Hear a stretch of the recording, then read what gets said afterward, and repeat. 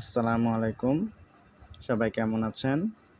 আশা করছি আপনাদের সামনে ৪৭তম বিসিএস পরীক্ষার প্রিপারেশন খুব ভালোভাবে হচ্ছে।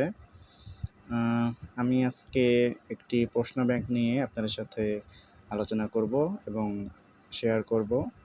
আমি এর আগেও বলেছিলাম যে প্রত্যেকটা পরীক্ষার একটি নির্দিষ্ট সিলেবাস থাকে এবং সিলেবাসটা আপনারা খুব ভালোভাবে চেক করবেন এবং সিলেবাসটার মধ্যে কী টপিকস আছে, এই টপিকগুলো আপনারা অ্যানালাইসিস করবেন একটি প্রশ্ন ব্যাংকের সাহায্যে।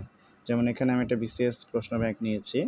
এই প্রশ্ন ব্যাংকে আপনারা যদি প্রশ্নগুলো একটু দেখেন যে এখানে খুব সুন্দরভাবে প্রত্যেকটা প্রশ্নের অপশনগুলো সুন্দরভাবে ব্যাখ্যা দেয়া আছে এবং আমরা অপশন টেস্ট করে কিন্তু অনেক কোয়েশ্চেনের অ্যান্সার করতে পারি এবং এই অপশনগুলো যে উল্লেখযোগ্য যে অপশনগুলো আছে এখান থেকে অপশনের যদি আমরা ব্যাখ্যাগুলো পড়ি, সেখান থেকে কিন্তু আমরা কোয়েশ্চেন একটু টেকনিক্যালি আমরা কমন পেতে পারি।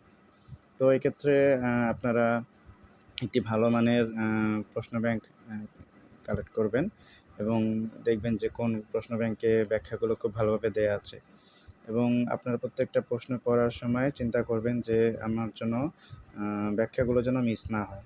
ব্যাখ্যাগুলো অবশ্যই পড়তে হবে এবং নরমালি কোয়েশ্চেনগুলো তো পড়বেনই, সাথে সাথে আপনারা ব্যাখ্যাগুলোও পড়বেন।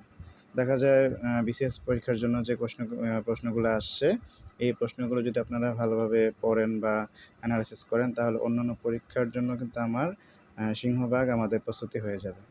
তো এখানে প্রশ্ন ব্যাংকটা আপনারা কালেক্ট করবেন এবং ১০ থেকে ৪৬তম বিসিএস পরীক্ষার প্রশ্ন ব্যাংকটা আপনারা সংগ্রহ করার চেষ্টা করবেন।